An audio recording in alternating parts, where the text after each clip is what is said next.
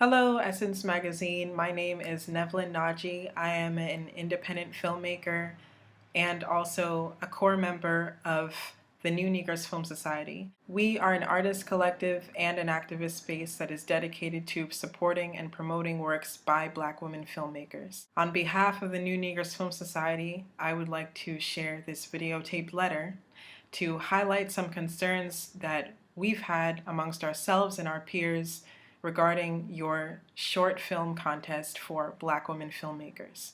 One Black woman filmmaker in particular, and actually one of our more well-known supporters, posted a message on Facebook about how this contest is not a viable source of support for Black women artists. Her message was actually reposted to our Facebook page, and several other artists resonated with it. So we would like to take this initiative to share our thoughts with you, both to echo our supporters' opinion and also shed light on some of the very real obstacles that we face as Black women artists in the film industry. I would like to say that we understand that Essence Magazine is very well intentioned in its efforts to promote refreshing works by Black women artists. That said, the New Negroes Film Society would like to bridge the gap between artists and supporters to encourage greater understanding of our process as filmmakers, as well as to foster more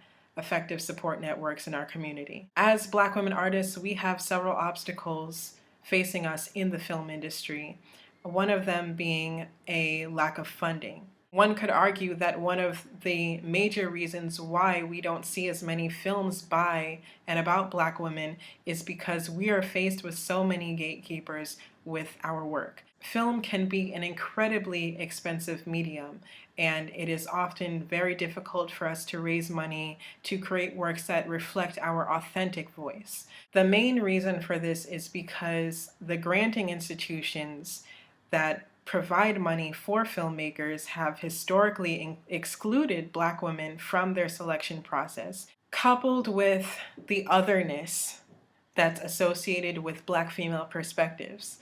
It is so much more difficult for us to raise money to create our films, to even create them. But nevertheless, we often have a wide variety of outlets to screen our films once we have completed them. So there's a disconnect there, and our community must create more outlets for us to gain the resources that we need to create our films, to create, not just exhibit and celebrate our works. For example, my own first feature-length documentary, Reflections Unheard: Black Women and Civil Rights, for that project, I crowdfunded on Indiegogo.com in an attempt to raise $20,000.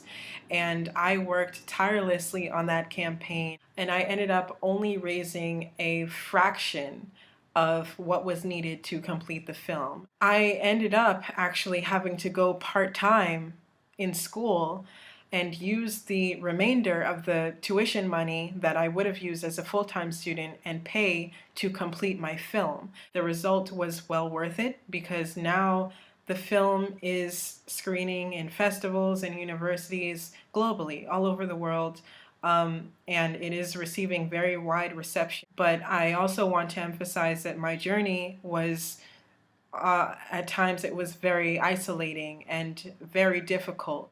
I've met so many of my Black female peers in the film industry who have been so overwhelmed and discouraged by these obstacles that they quit or they silence themselves. They allowed their voice, their authentic voice, to be washed out. I believe if we had more outlets to encourage our voice and fund our projects and our independent work, that we would have a much more fruitful and diverse array of films that are produced by and about Black women. We believe that the Essence Magazine short film contest could have been much more effective if it had offered some type of financial support for the artists to create their films, perhaps based on a screenplay or a proposal. For example, Shadow and Act, which is a major webzine for Black filmmakers, offers a screenplay contest for filmmakers